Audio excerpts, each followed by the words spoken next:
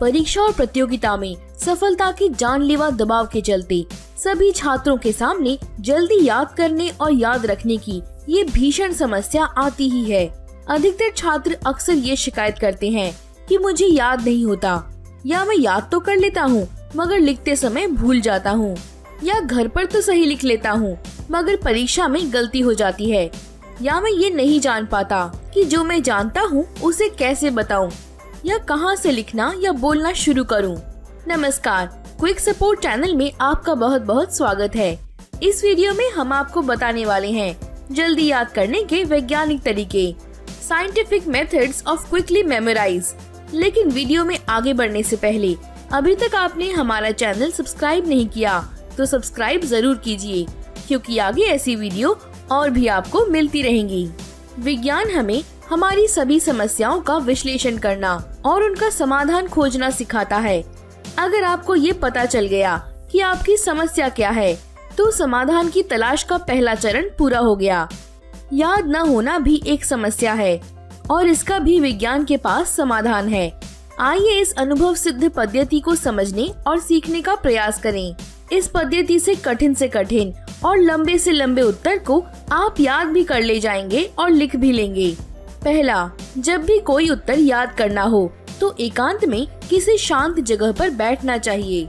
दूसरा, याद करते समय हमारा दिमाग पूरी तरह से ठंडा होना चाहिए। उस समय किसी तरह की हड़बड़ी, परेशानी, उथल पुथल, तनाव, चिंता, दुख या क्रोध नहीं होना चाहिए। तीसरा, जिस उत्तर को जल्दी याद करना है उसे रटना नहीं चाहिए। रटने का मतलब है बिना सोचे समझे उत्तर के केवल कुछ शब्दों या एक दो वाक्यों को ही जल्दी जल्दी बार बार दोहराना। रटने से उत्तर दिमाग में गहराई से बैठ नहीं पाता और उसे हम जल्दी ही भूल जाते हैं। ये जल्दी याद करने की परंपरागत पद्धति गलत और अवैज्ञानिक है।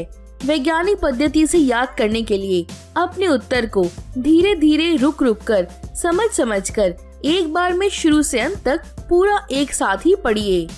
चौथा, उसके बाद अपनी उत्तर पुस्तिका यानी नोटबुक को बंद करके ऊपर आसमान में देखते हुए पूरे उत्तर को एक सिरे से दूसरे सिरे तक अपने दिमाग में घुमाइए। इससे पूरे उत्तर की मोटी मोटी रूपरेखा पर दिमाग की पकड़ बन जाएगी। पांचवा, इन दोनों क्रियाओं को कुल 5 बार एक साथ ही दोहराइए, अर्थात 5 बार पूरे उत्तर को धीरे धीरे समझ कर पढ़िए और फिर उत्तर पुस्तिका को बंद करके दिमाग में पूरे उत्तर को घुमाइए। छठा, अब पूरे उत्तर को बिना नकल मारे जल्दी जल्दी तेज रफ्तार से लिखिए।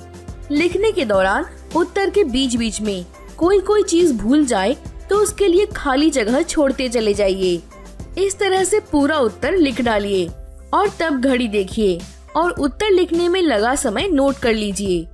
अब अपनी उत्तर पुस्तिका खोलिए और लिखते समय जितने शब्द या वाक्यांश याद न आने के कारण छूट गए थे, उनकी खाली जगहों को उत्तर पुस्तिका से देखकर दूसरे रंग की स्याही से भर दीजिए। सातवां, अब एक बार और अपने पूरे उत्तर को दिमाग में घुमाकर नए पन्ने पर समय नोट करके लिख डालिए। इस तरह आप अपने प्रयोग के अंत में देखेंगे कि आपको न केवल उत्तर याद हो गया बल्कि आपका आत्मविश्वास भी बढ़ गया। और जब एक बार आत्मविश्वास पैदा हो गया तो फिर तो कोई भी उत्तर आपके लिए बड़ा या कठिन लगेगा ही नहीं। यदि आप इस प्रयोग से संतुष्ट और प्रसन्न होते हैं तो हमारा निवेदन है कि अपने आसपास के लोगों को भी इसे सीखने के लिए प्रोत्साहित कीजिए।